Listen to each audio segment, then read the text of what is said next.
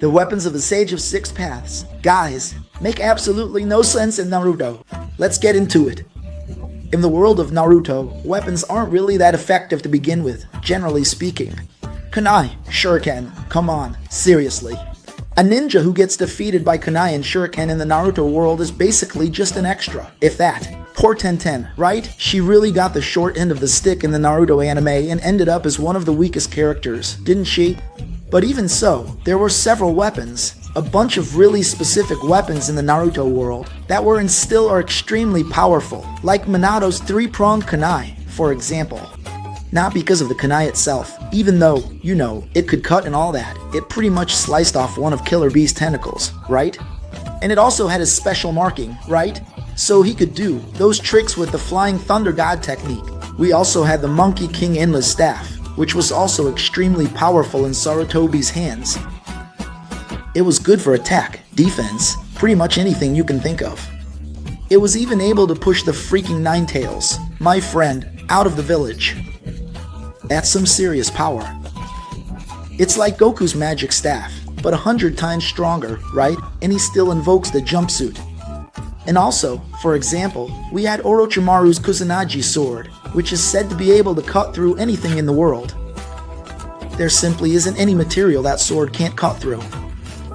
And there were plenty of others, lots of other examples of super powerful weapons.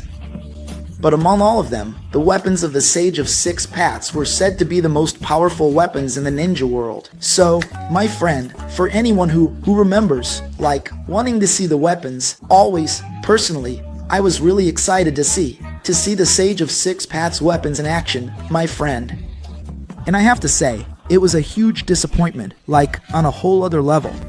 I don't know if that was Kishimoto's idea for these weapons, or if it was something rushed in the production of the manga, you know, or the anime at the time, but honestly, it was awful, downright horrifying to see the Sage of Six Paths weapons in action. And, you know, when you talk about the weapons of the Sage of Six Paths, you also end up talking a lot about the Gold and Silver Brothers, right, from the Cloud Village, if I'm not mistaken. And because of the Sage of Six Paths weapons, the Gold and Silver Brothers are still, like, kind of stigmatized as weak ninjas in the anime world, right? And I say it's really because of the Sage's weapons, which apparently, from what we saw, and I'm actually rewatching it now with the dub, right? It made those guys look really weak. People would just look at them, you know? Nah, those guys. Not to offend anyone, of course, let alone being able to defeat the second Hokage, right? Because it's said in the story that it was one of them, one of those guys, along with a group, of course, who managed to defeat the second Hokage. But from what we saw there, not really. But I'll tell you, it's not that they themselves were weak, they were strong, they had some great achievements, you know? In fact, both of them apparently could awaken the mode, the Fox Chakra mode, where they would even get up to 6 tails, if I'm not mistaken, so they were extremely powerful. But the weapons they used, my friend, were ridiculous, for the love of God, seriously. To start with, all of them, all 5 of the Sage of Six Paths weapons, would suck the living daylights out of anyone's chakra who tried to use them. In other words, if it wasn't little Naruto or some crazy guy from the Uzumaki clan, or someone nuts like Kisame, guys who had chakra to spare, anyone else wouldn't be able to use those weapons. No one else could use them. The Gold and Silver Brothers were the only ones who could use them because they had the Fox's chakra, right? They consumed the Fox's chakra, and it was inside them, so because of that they were able to use it. But no one else should be able to use those weapons, because if you did, you'd die in no time. And those swords would just keep draining your chakra. So, they already had this terrible flaw that kept 99.9% of the world from using them. But then you think, no, they have this monstrous flaw, so it must be because their abilities are so overpowered that they need this flaw to balance things out, right? But no. Their powers were just plain ridiculous, at least for most of them. Starting with the 3 weapons that had to be used together, because if they weren't, they were just useless on their own. There was that rope. I can't remember the name of each one right now, but you get the idea. So, the rope, what was it for? When someone hit or touched the opponent with it, it would pull the soul right out of the opponent's mouth. The soul would come out through their mouth. After the soul came out, the sword, which is the second weapon there, was used to cut that soul. Because that sword didn't cut anything else, it only cut the soul. Because, come on, that thing couldn't cut anyone, right? Then, after cutting the soul, the word that the person had said the most in their life would appear, written on the sword. And after the person eventually said that word, or if they stayed silent for a long time, then they would be sucked in and trapped in the third weapon, which was the gourd, one of the gourds, right? But look, you need this whole combo just to be able to seal someone, while there are plenty of other weapons that can seal an opponent without needing any of that. And they don't have all these flaws like the weapons of the Sage of Six Paths, which were supposed to be the most powerful in the universe. These three, honestly, are ridiculously ridiculous.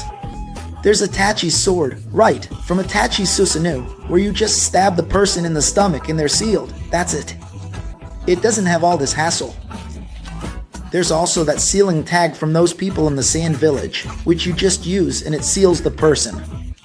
But not this one has this whole combo. And clearly, if the opponent figures out this combo, which, let's be honest, they figure it out pretty quickly in the fight when the guys come back with Edo Tensei. After they figure out this combo, my friend, these weapons become completely useless, because let's say the guy actually manages to pull off the whole combo. All that's left is for the guy to say the word, or not say anything at all, just stay quiet, right? But once they've figured that out, it's over, my friend. All you have to do is keep saying any word or even just any sound, like and not stay silent. There must be a set time for it, so you just keep saying and that's it. You'll never get sealed. All you have to do is defeat the guy who's using these useless weapons, and that's it. You'll find a way to break the curse. Done.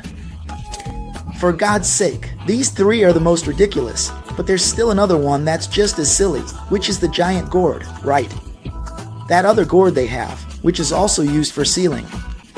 I don't know why there are two weapons that are used for sealing, but this other one is said to seal anything, so maybe the smaller one doesn't seal just anything, right?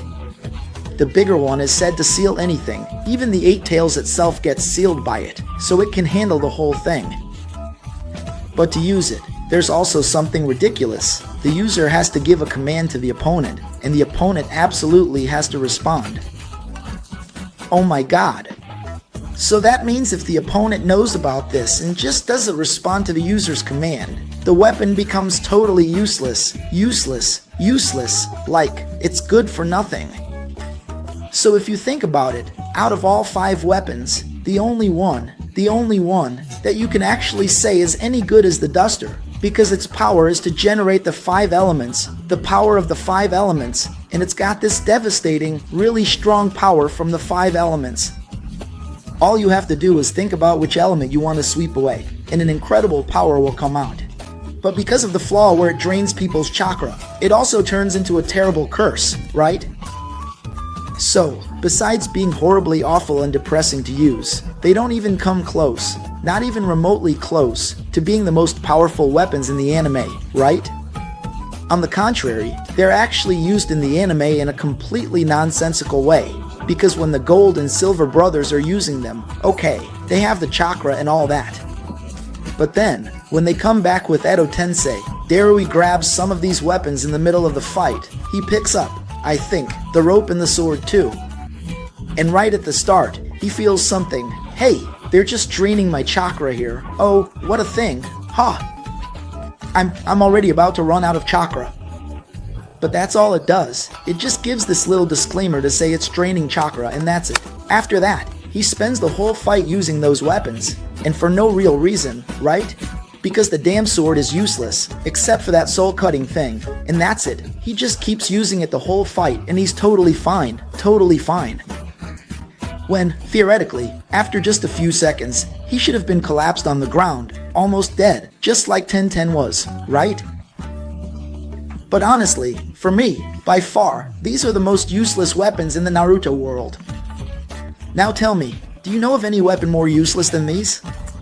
Because to me, even kunai and shuriken are more useful than the weapons of the Sage of Six Paths. Leave your thoughts in the comments. I want to know your opinion, alright? I'm signing off, guys. See you in the next video.